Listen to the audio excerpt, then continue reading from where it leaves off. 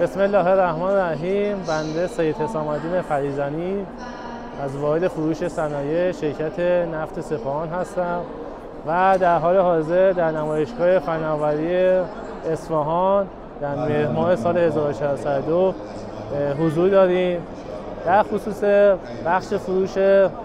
صنایع شرکت نفت سپاهان در 13 سال گذشته همواره واحد فروش صنایع فروش رو به رشدی داشته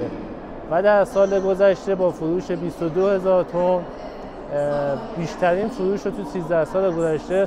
ثبت کرده و نسبت به سالهای پیش یک افزایش چشمگیر تری داشته.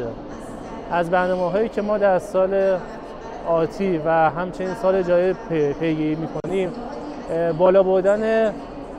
کیفیت روغن‌های های گرید هستش و همچنین ورود به بخش دیگری از صنایع از قبیل صنایع پالایشگاهی است. به دنبال ایجاد بازارهای جدیدتری هم هستیم، هم در داخل و همزمان با بالا بردن کیفیت و ورود به محصولاتی با گریدهای بالاتر نگاهی هم به فروش در بخش صنایع خارج از کشور به خصوص در کشورهای همسایه داریم که امیدواریم با همت واحد فنی تضمین کیفیت و زحمتکشان پالایشگاه نفت سپاهان بتونیم هرچه سریعتر این چشم‌انداز رو محقق کنیم.